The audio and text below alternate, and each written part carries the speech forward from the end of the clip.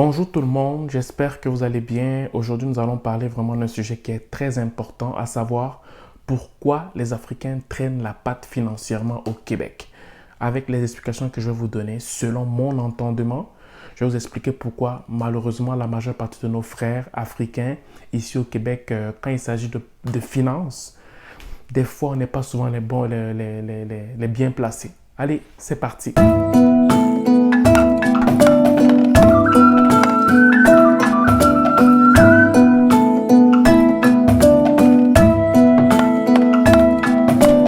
Bonjour tout le monde et bienvenue sur cette nouvelle vidéo, à savoir pourquoi les Africains traînent la patte financièrement au Québec. Ça me fait plaisir de vous avoir pour cette nouvelle vidéo. Avant de commencer quoi que ce soit, parce que c'est un sujet quand même sensible, je tiens à mentionner que ça c'est mon avis. Donc vous pourrez ne pas être d'accord avec moi, comme vous pouvez être d'accord avec moi, c'est pas grave. Mais mon but ici, c'est vraiment de donner des informations au maximum pour aider ceux ou celles qui sont sur le point d'arriver au Canada afin qu'ils fassent des choses contraires et, je veux dire, avancer en fait. Vous comprenez? Donc, c'est un peu ça mon objectif. Donc, je ne suis pas en train de dire que les Africains sont pauvres au Québec. Non, je dis pourquoi mes frères et sœurs traînent la patte. C'est pour ça que je suis en train de le dire. Pourquoi ils traînent la patte? OK? Quand on regarde les communautés, ok, vous n'avez même pas besoin de regarder les statistiques. Parce que si on regarde les statistiques, ça va me donner raison. Quand on regarde les communautés, parmi toutes les communautés qui sont au Québec, parce qu'il y en a plusieurs, quand on regarde les communautés, comment elles fonctionnent, comment elles prennent des risques, comment elles ont des biens, des acquisitions immobilières, comment au niveau des marchés, au niveau de la notoriété, au niveau de la stature, tous ces points-là, quand on regarde, on n'a pas besoin d'avoir un statisticien à côté de nous. On se rend vraiment compte que malheureusement, nous les Africains, on traîne la patte. Et je vais expliquer. Parce que traîner la patte, qu'est-ce que ça veut dire en fait? Qu'est-ce que ça veut dire? Qu'est-ce que ça veut dire en fait? On va le comprendre dans les prochains points. Mais il faudrait déjà que vous ne soyez pas braqués. Allez jusqu'au bout de la vidéo, vous allez comprendre pourquoi je parle de traîner la patte à ma façon. Afin que vous compreniez qu'est-ce que moi j'entends par traîner la patte, j'ai pris quelques notes et vous allez voir, j'ai pris 3 points. 3 points qui vont expliquer qu'est-ce que moi j'entends par traîner la patte. Ok?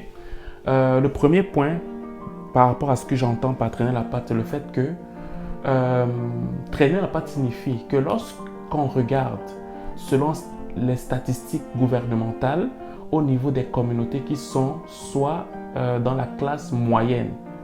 Donc, dans la classe moyenne ici, tu gagnes, on considère, quand tu es dans la classe moyenne, tu gagnes entre 29 600 $ à 79 000 $ par année pour une personne seule.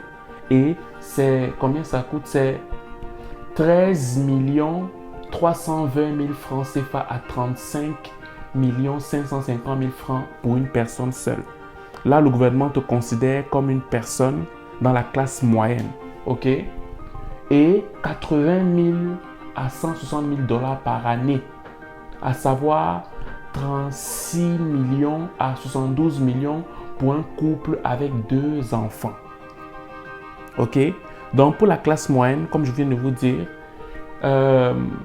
moi, j'entends quoi par traîner la patte? C'est quand on regarde les communautés qui se trouvent dans la classe moyenne et dans la classe qui se trouve dans le seuil de la pauvreté, à savoir moins de 28 000 $, ok, qui est soit égal à 12 600 000 francs CFA, on va trouver beaucoup la communauté africaine à l'intérieur. Donc, quand on regarde ça, ok, on ne regarde pas ceux qui dominent le marché, ceux qui imposent le marché, qui imposent les biens dans la société québécoise. Quand on laisse ce côté-là, on regarde ceux qui se trouvent majoritairement dans la classe moyenne et ceux qui sont sur le seuil de la pauvreté. On rencontre beaucoup d'Africains dans cet intervalle-là. Ça, c'est le premier point de l'aspect que moi j'appelle traîner la patte. Parce que dans cette zone-là, tu es à l'aise, hein? Tu payes toutes tes choses, hein? Tu es correct, hein? Ça va, hein? Tu es bien, hein? Tu peux avoir ta voiture, hein? Tu peux économiser un peu d'argent, hein? Tu es correct. Ça, c'est le premier point quand moi je dis traîner la patte. Et le deuxième point, en fait, ça rejoint un peu le premier point. C'est le fait que quand tu traînes la patte ici, selon mon interprétation, c'est que, en fait, tu ne seras jamais riche. Jamais. Tu ne seras jamais riche. Mais tu seras toujours obligé de travailler tout le temps, toute ta vie. Tu vas compter sur la retraite, tu vas compter sur les biens du gouvernement, tu vas compter sur l'aide du gouvernement, tu vas compter sur toutes les petites cotisations que tu vas mettre à côté. Mais dans cet intervalle-là, tu payes toutes tes choses. Tu es à l'aise. Quand tu pars en Afrique, tu peux bomber le torse. Ok? Tu es correct. Tu payes toutes tes affaires. Fait qu'en Afrique, même quand on te voit, on te dit waouh, le gars a réussi. Tu peux être là, dire que non, je travaille dans tel domaine, j'ai tel poste et tu es respectable. Ok? Donc, il faut que vous compreniez ça. Donc, celui qui est dans la classe moyenne et dans la classe quasiment proche du seuil de la pauvreté sont des personnes qui sont toujours en train de travailler. Tu travailles tout le temps. Travaille tout le temps et tu n'es pas pauvre. Tu payes tes choses. Tu as toujours le minimum en fait. Tu as toujours le minimum. Et quand tu es dans la classe moyenne, tu dépasses un peu tu es, je veux dire, tu es un peu plus à l'aise, mais tu n'es pas riche pour autant. Je me rappelle un papa québécois qui m'avait parlé. Lui, il dépasse même la classe moyenne, ok? Pour que vous compreniez ce que je veux dire.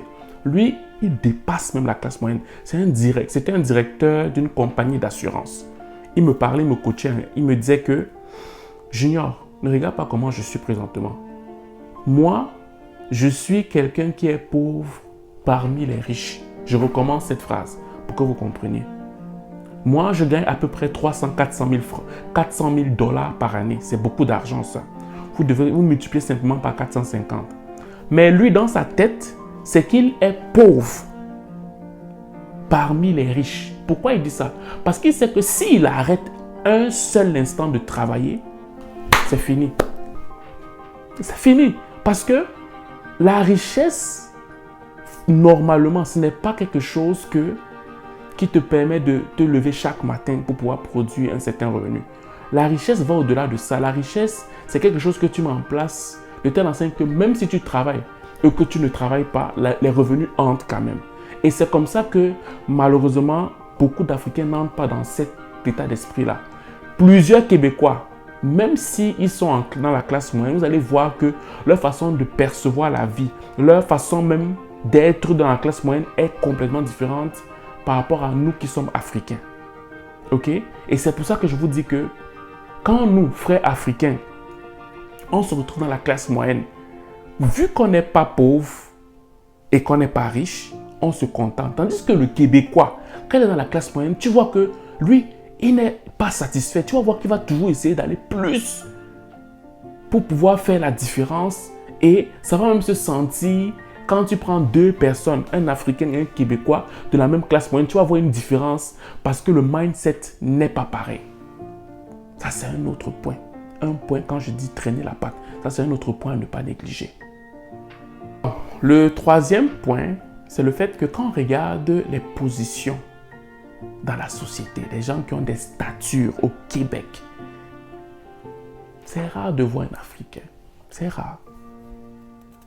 C'est rare parce que l'Africain, généralement, je ne dis pas que ce sont tous les Africains, mais la majeure partie des Africains, quand ils arrivent ici, ils se contentent d'être soit dans la classe moyenne, soit dans le seuil de la pauvreté. Parce que quand on dit c'est de la pauvreté, ça ne veut pas dire que genre, tu ne peux pas manger. C'est qu'il y a aussi des avantages sociaux, donc ils vont se contenter de ça. Donc, un des points où je dis aussi que nous, Africains, on traîne sur la patte, c'est qu'on n'a pas de leader véritable dans la société québécoise. S'il y en a, c'est que c'est même un exploit, on va applaudir. Il n'y a pas de leader véritable. Pourquoi? Parce que quand on arrive ici, quand on a le minimum, le strict minimum, on est correct. Et le pire dans ça, c'est qu'on essaie même on écrase les gens qui sont en Afrique et on est même des donneurs de leçons. Bon, maintenant, qu'est-ce qui est souvent à l'origine de ça, de traîner la patte là? Qu'est-ce qui donne? Qu'est-ce qui pousse souvent nos frères africains à traîner la patte? J'ai pris, je pense, 7 points que je vais vous mentionner. Le premier point, c'est que l'Africain au Québec ne veut pas s'embêter. Non. Dans la majeure partie du temps, lorsqu'il sait qu'il peut subvenir à ses besoins et ceux de sa famille tout en mettant un peu de côté, il n'en demande pas plus. Quand mon frère africain sait qu'il a un emploi là, qui est quand même correct, et que genre, il peut mettre l'argent un peu de côté là, et qu'il peut subvenir à ses besoins et les besoins de sa famille, pourquoi vous voulez encore casser la tête pour là? Lui, il est correct. Ça va, c'est bon. Allez voir un peu plus, regardez là. Non, ça c'est se casser la tête. Ça c'est le premier point. Le deuxième point, c'est l'Africain aime se projeter, c'est vrai. Ok? Mais dans quelque chose dont il doit avoir le contrôle. Il met toujours le pied sur la pédale de freinage au cas où il sentirait qu'il ne maîtrise plus la situation dans le risque qu'il a eu à prendre. Donc, l'Africain, quand il dit par exemple que non, lui, il est un entrepreneur, quand il dit par exemple que non, il veut voir plus grand sur le plan de ses finances, il faut qu'il ait le pied sur le frein. Parce que s'il ne contrôle pas, s'il voit que ça commence à aller dans tous les sens, il va freiner, il va arrêter. Le risque là, il n'est pas très... Il n'est pas, comment dire ça, il n'est pas très... il n'est pas persévérant dans le risque qu'il ne contrôle pas. Il faut que ce soit un risque contrôlé pour qu'il te dise « Yeah, moi je continue, j'avance, même si je ne comprends pas. » Non, il n'est pas dedans. C'est une des choses qui fait en sorte que financièrement, là, on n'est pas des gens qui dominons dans le Québec. Ok? Je vais te prendre le troisième point pour que tu comprennes. Oh, papa. Le troisième point. Très peu d'Africains s'unissent pour bâtir un projet ensemble. Chacun veut cacher ses projets. Le troisième point, c'est que mes frères africains, ils ne se font pas confiance. Vous savez de quoi je parle. En Afrique, même déjà, même quand quelqu'un veut voyager, il va cacher. Parce qu'il va se dire que non, le sorcier d'à côté va voler mon projet, va me lancer un sort pour que je ne puisse pas voyager, ou bien je ne puisse pas faire tel ou tel truc. Mais c'est la même chose ici. Tu vas voir que beaucoup de Québécois, beaucoup d'autres communautés, les Chinois, plein d'autres personnes vont s'unir pour pouvoir avancer. Mais nous, Africains, ici au Québec, déjà même qu'au niveau de l'entrepreneuriat, c'est un peu compliqué.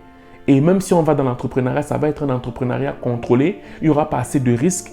Un et de deux, quand il y a lieu de s'unir pour qu'on puisse avancer, mes frères africains ne sont pas dedans. Ils ne sont pas dedans. Ils se disent, oh non, je préfère contrôler mes choses en fait. Le quatrième point, c'est que l'Africain au Québec a tendance à tenir de pied ferme sur une quelconque opportunité qu'il a eue, en espérant jamais la perdre, à tel point qu'il est même prêt à dire non au meilleur que de prendre le risque d'oser par soi-même et que ça échoue. Donc l'Africain aussi au Québec, un autre point, c'est que quand il a eu une opportunité, une aubaine, massa, le gars va s'accrocher à l'aubaine là. Déjà que même si on lui propose quelque chose de mieux, il va dire non. Non. Déjà que si je pars essayer ce qui est mieux là, si ça ne marche pas, j'avais déjà au moins quelque chose qui était bien. Je vais m'en vouloir. Donc, même si c'est bien pour moi, je préfère laisser ce qui est bien là pour m'accrocher à ce que j'avais eu comme opportunité depuis longtemps. Depuis longtemps. Ça, c'est dans le subconscient. On ne se le dit pas de vive voix, mais c'est ce qui se passe dans la vie de tous les jours. Ok? Un autre point, c'est le fait que plusieurs Africains, voilà, comme je disais, ne sont pas persévérants dans un rêve qui sont plus grands qu'eux. Et ce, malgré tous les moyens que le Québec met à leur disposition. Vous savez, frère, les Blancs, comme on dit les Blancs là, les Blancs ont tendance à rêver toujours, dans la majeure partie du temps, toujours plus grand qu'eux. C'est que nous, Africains, on ne fait pas. Et c'est pour ça qu'on a toujours des résultats très minimes. Et nous, comme je le disais ici, plusieurs Africains ne sont pas persévérants dans un rêve plus grand. Quand c'est quelque chose qui est plus grand qu'eux, ok? Et qui disent qu'ils vont s'aventurer dedans. Quand ils commencent à sentir que je ne contrôle plus, ils lâchent. En fait, c'est que quelqu'un peut dire que je raconte des bêtises, mais quand tu vas arriver toi-même, tu vas voir. Ce n'est même pas la blague. Si je mens, en fait, c'est que même si je mens, ok, mais les gens devaient signaler ma vidéo. Parce que moi, quand je parle, j'ai des arguments, j'ai des preuves. Donc, si tu vois des gens qui ne contestent pas, parce que beaucoup de gens m'écoutent au Québec aussi, c'est parce que quelque part, il y a une part de vérité. Donc, mon frère, quand toi qui arrives là, apprends à prendre des risques. Tu es dans un pays où tout est, je veux dire, il y a tout qui est mis à ta disposition pour que tu réussisses. Tout est mis à ta disposition pour que tu réussisses. Tout est mis. Tout est mis, tout est mis, tout est mis. Mais la majeure partie de mes frères ici, ils aiment avoir des risques calculés. Parce qu'ils ont peur de perdre leur confort. Ils ont peur de perdre le peu qu'ils ont déjà. Alors que s'ils lâchent le peu là pour avoir le meilleur, ils se disent, il y a toujours cette petite fois, et si ça ne marche pas? Ce que les autres communautés font et ils réussissent. Tu vois par exemple que des frères indiens, parce que eux là, quand on parle de conduire des gros camions là, c'est toujours des Indiens qui sont dedans. Et tu vas voir que son frère vient d'Inde, ils vont conduire, sa femme et lui vont apprendre à conduire les gros camions. Tu vas voir que les gars vont conduire comme ça pendant peut-être 2 ans, bien appliqués. Ils deviennent millionnaires, ils dépendent de notre frère. Ils dépendent de ses frères, un autre de ses frères. Les gars sont bien appliqués. Mais ceux qui leur prêtent l'argent pour acheter un camion de 53 pieds là, les longs gros camions là, mais ils prennent un risque. Ils prennent un risque. Mais nous, on ne veut pas entrer dans ça. Déjà qu'on n'est même pas unis. Mais comment vous voulez qu'on perce sur le plan économique au Québec alors qu'on ne se fait même pas confiance? Ce qui n'est pas le cas des autres communautés. Même s'ils ne se font pas confiance, ils se disent que c'est pour ma communauté, prenons quand même le risque. Ce qui n'est pas le cas pour nous, les frères africains, malheureusement. Et il y avait un autre point. Il restait 2 points. Le deuxième point, c'est que si l'Africain pouvait avoir dans le meilleur des mondes ce qu'il aurait souhaité avoir en Afrique, généralement, il se contentera de ça et ce, même s'il peut en avoir plus. Ok. Et il y a un truc, c'est que beaucoup de gens, quand ils arrivent ici, s'ils avaient rêvé en Afrique d'avoir une maison, 2 voitures devant leur maison, les enfants qui partent à l'école et un bon boulot, ou bien maman a un bon boulot, papa a un bon boulot, et les enfants vont à l'école, une école respectable, ils vont s'arrêter là. Donc, le meilleur qu'ils pouvaient avoir en Afrique, s'ils voient qu'ils ont ça ici, ils ne vont plus continuer. Ils vont s'arrêter là. Alors que tu es dans un pays où tu peux avoir 10 fois plus que ce que tu pouvais avoir en Afrique. Mais quand ils ont l'essentiel, parce qu'avoir l'essentiel, c'est très facile. Hein? Tu gères très bien. Avec le salaire moyen, papa et maman ont un certain salaire de la classe moyenne, comme j'ai parlé plus haut. Tu es correct, hein? Comment on dit ça? Ton rêve que tu voulais étant en Afrique, tu peux, avec le salaire moyen, tu n'as pas besoin d'avoir plus. Ça, si ton objectif c'est d'avoir une maison, des voitures, avoir des enfants à l'école, avoir un salaire modeste, moyen, au Canada, tu vas l'avoir d'ici, si tu es sérieux, d'ici les 2 prochaines années, tu peux l'avoir. Si c'est ton idéal, oui, mais si tu veux vraiment être une tête ici au Québec, il faut que tu pousses encore plus. Et c'est pour ça que je fais cette vidéo, pour vous dire que ne vous contentez pas seulement du peu qu'on peut vous donner. Vous pouvez avoir plus que ça. Vous pouvez avoir plus que ça. Et c'est pour ça que nous on traîne la patte sur l'aspect financier. On n'est pas des têtes. On est toujours des queues, toujours derrière. Tandis que les Chinois prennent les places. Tandis que les Indiens prennent la place. Tandis que quoi? Les Français prennent la place. Tandis que quoi? Citez-moi qui? Les Asiatiques prennent la place. Mais nous, on est toujours derrière. On attend les opportunités que les autres ont laissées. Des trucs en occasion. Je te prends un exemple. Très simplement, très simple. Les Africains sont des champions pour prendre des choses en occasion. Acheter quelque chose neuf là, ça gratte, ça te gratte, ça fait mal. Et quand je parle, moi aussi je me mets dedans. Hein. Honnêtement là, c'est rare que je vais acheter quelque chose. Parce qu'il y a des trucs en occasion qui coûtent vraiment, qui sont encore très bien. Et tu te demandes pourquoi tu prends quelque chose de neuf. Mais le Québécois ou bien celui qui a changé de mentalité, il n'est pas sur cet élan-là. Généralement, juste parce qu'il veut changer d'air, bien, juste parce qu'il se respecte, il va prendre du neuf. Mais je ne dis pas que genre, tu dois forcément prendre du neuf. Non. En gros, c'est que l'habitude là va jusqu'au moindre détail en fait. Ok? Donc, c'est ça. Donc, le dernier point, c'est que, je le dis comme ça, le rêve américain, c'est pour les autres. Selon les Africains, à faire de chercher à se surpasser pour être milliardaire, ils ne sont pas dedans. Donc, je viens au Canada, je viens pour viser le rêve américain. Moi, je veux ça, je veux tel truc. Ils ne sont pas dedans.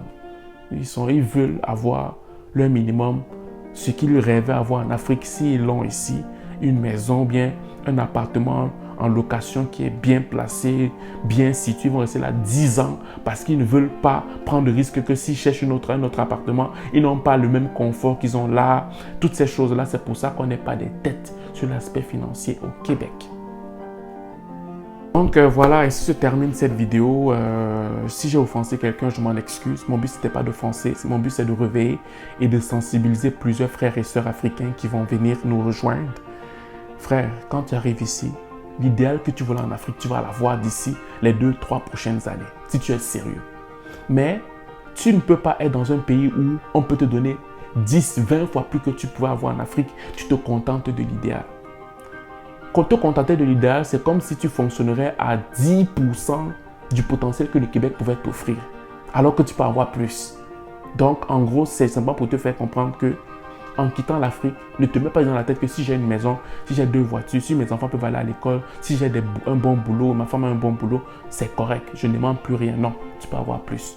Et c'est ce que les autres communautés ont compris et c'est pour ça qu'elles excellent et nous, on traîne toujours la patte en fait. Donc, c'est ce que je voulais vous dire aujourd'hui. Bonne journée ou bonne soirée, dépendamment du lieu où vous m'écoutez. Bye.